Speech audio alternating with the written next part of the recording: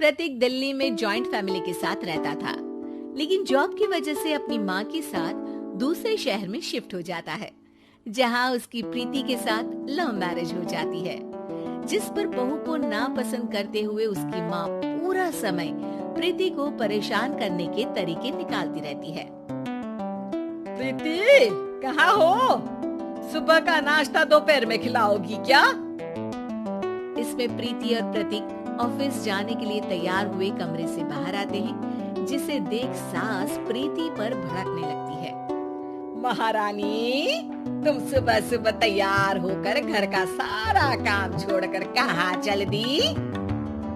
जी वो ऑफिस है? तुम ऑफिस जाओगी तो घर में जो सफाई, नाश्ता, खाने का काम है वो क्या मैं करूँगी? माँ, मैंने उससे वादा किया था कि वो जॉब कंटिन्यू कर सकती है। अरे वाह जी वाह, दोनों आपस में सलाह कर फैसले ले लिए। मैं क्या यहाँ बेवकूफ बैठी हूँ? मुझसे पूछना किसी ने जरूरी नहीं समझा? मम्मी, आप फिक्र ना करें, मैं आज ही रेजिग्नेशन दे दूंगी। प्रीति ऑफिस के लिए चली जाती है और अगले दिन से जॉब छोड़ घर के कामों में लग जाती है, लेकिन साथ ही उदास भी रहने लगती है, जिसे देख प्रतीक को अच्छा नहीं लगता। मुझे पता है तुम्हें अपनी जॉब कितनी पसंद थी। आई एम सॉरी प्रीति। अरे कुछ नहीं होता, बस मम्मी खुश रहनी चाहिए।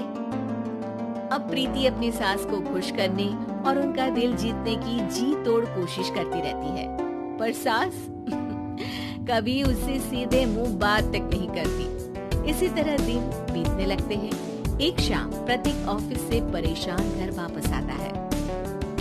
माँ, चाची का फोन आया था, दादी की तबीयत बहुत खराब है, हमें दिल्ली जाना होगा। पति की बात सुन प्रीति तो पैकिंग शुरू भी कर देती है, पर माँ वहीं भूत बनी खड़ी रह जाती है। लगता है मम्मी अपनी सास से बहुत प्यार करती हैं, तभी उनके बीमार होने की खबर सुन शॉक में आ गई। ये प्यार नहीं, परेशानी है। तुम तो ऐसे सोचो कि अब से जब तक दिल्ली में हो तुम्हारे अच्छे दिन शुरू। अच्छा, ऐसा क्या है दिल्ली में? वो तुम्हें कुछ ही घंटों में पता चल जाएगा।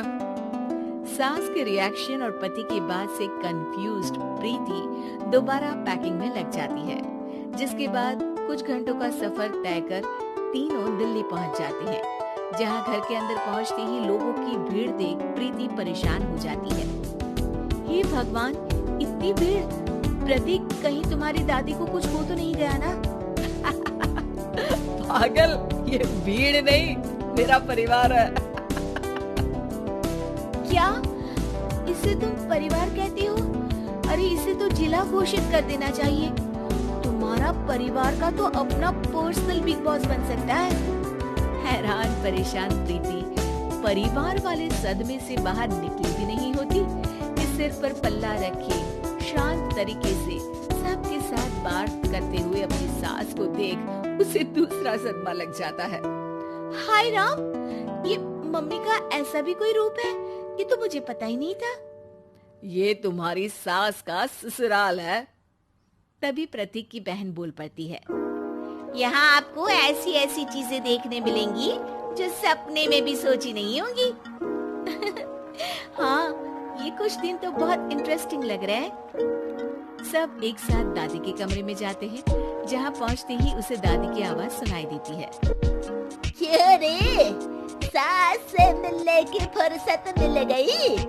दूसरे शहर जाकर छूट क्या मिली? तुम तो भटकता पंछी बन गई। इतने समय में ये तक नहीं पूछा कि जिंदा भी हूँ या मर गई।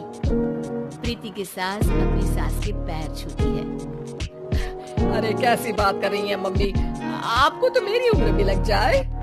अरे बस कर, ये झूठी उम्र देने वाली बातों का दिखावा ना कर।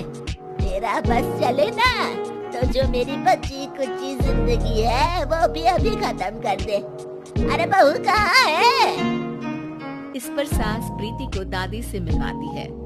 दादी प्रीति को बहुत प्यार देती है। क्यों बहू, तेरी ये सास परेशान तो नहीं करती ना? अगर करती है तो अभी बता दे, मैं इसकी क्लास लगा दूंगी। अरे कैसी बात कर रही है माँ जी, भला मैं क्यों किसी को परेशान करूंगी। प्रीति अपनी सास का ये रूप एंजॉय कर ही रही होती है कि तभी चाची वहां आकर प्रीति को अपने साथ ले जाती है। सास की क्लास लगते देख जो खुशी मिल रही थी वो तुम्हारे चेहरे से साफ पता चल रही थी, इसीलिए ले आई, क्योंकि अगर उन्हें पता चल जाता तो तुम्हारी खैर नहीं थी। थैंक यू चाची जी। चाची और प्रीति घर में झूले पर बैठी बात कर ही रही होती है कि उसकी सास भी वहां आ जाती है। मतलब यहाँ सारा काम मैं करूँ और तुम बैठी हंसी ठिठोली करो। अरे चलो जाओ खाना बनाओ। सास प्रीति को डांट कर काम करने भेज देती है, जिसे दादी देख लेती है और एक बार फिर सासू माँ की क्लास लग जाती है, जिसे पूरा परिवार मजे से खड़ा होकर देखने लगता है। क्यों रे, मैंने तुझे काम बोला और तू उस बच्ची को परेशान कर रही है। सास की कोई इज्जत रह गई है इस घर में या नहीं? यहाँ खुद की सास होते हुए भी ज्यादा बड़ी बन रही है। अब नहीं मम्मी जी, मैं तो बस थोड़ी मदद के लिए बोल रही थी। सास रसोई में जाकर काम करने लगती है और दादी प्रीति को लेकर वहाँ से चली जाती है। इसी तरह एक हफ्ता बीत जाता है, जिसमें दादी अपनी बहू को डर, इज्जत और प्यार का फर्क समझाती रहती है और प्रीति उसका मजा लेती है।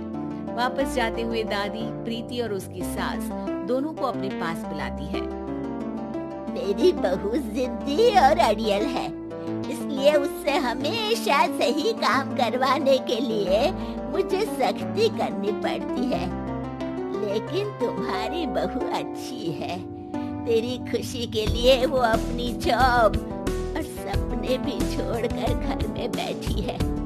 अपनी बहू के साथ प्यार से रहो। और प्रीति, अगर अभी भी तुम्हारी सास परेशान करे ना, तो फिर तुम्हें पता चल ही गया है कि शिकायत कहाँ करनी है। जी, अपनी सास के ससुराल में उनकी सासू माँ के पास।